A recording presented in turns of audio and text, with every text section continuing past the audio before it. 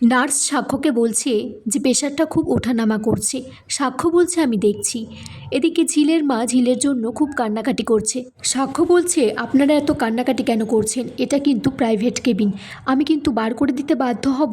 তখন ঝিলের মা বলছে আমরা এখানে থাকতে আসিনি বাবা, আমার মেয়েটা সুস্থ হয়ে গেলে আমি এখান থেকে নিয়ে চলে যাব। তখন ওই মেয়েটি বলছে যে ওকে তুমি কেন বলছো, ও তো বোনের পাশে রয়েছে, সারা রাত জেগেই ছিল, ও তো বাড়িতে পর্যন্ত যায়নি।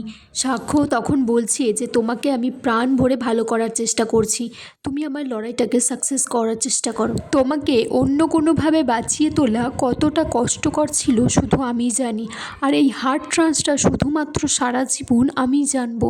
তখন সেখানে চৈতি আসে, সাক্ষ্যকে বলছে তুই একটু ওই কেবিনে যা, বাড়ির লোকজন তোর সাথে কথা বলতে চাইছে। সাক্ষ্য বলছে এখন তো ভিজিটিং আওয়ার নয়, আমি এখন যেতে পারবো না। ঝিল তখন একটু কথা বলেছে, ওর জ্ঞানটা ফিরেছে, বলছে যে ও বাড়ি যাবে।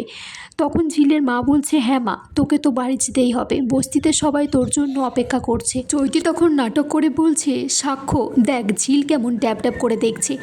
তখন নার্সটা এসে বলছে হ্যাঁ ম্যাডাম, ওনার প্রেশারটা খুব ফল করেছিল। সাক্ষ্য তখন চৈতিকে বলছে তুই নার্সটার সাথে এরকম কেন ব্যবহার করছিস।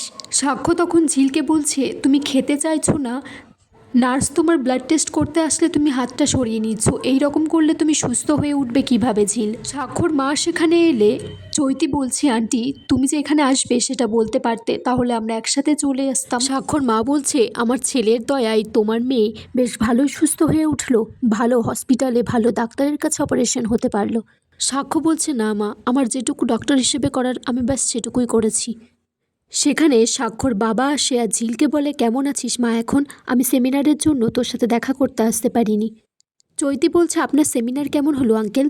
তখন সাক্ষর বাবা বলছে সেমিনারটা বড় নয়, এখন ঝিলটা কেমন আছে সেটাই হচ্ছে বড় কথা। সাক্ষর বাবা সাক্ষর মাকে বলছে তুমি তো তোমার কথা দিয়ে মরা মানুষকে জ্যান্ত করে তুলতে পারো, আর এটা তো সামান্য একটা ব্যাপার। সাক্ষর মা বলছে তোমার কথা বলার কোনো স্থান পাল কাত্র নেই না, ঝিলকে তো সুস্থ করবে ওর মা আছে তার জন্য, আমি খুব বরঞ্চ কটা ফল পাঠিয়ে দিতে পারি।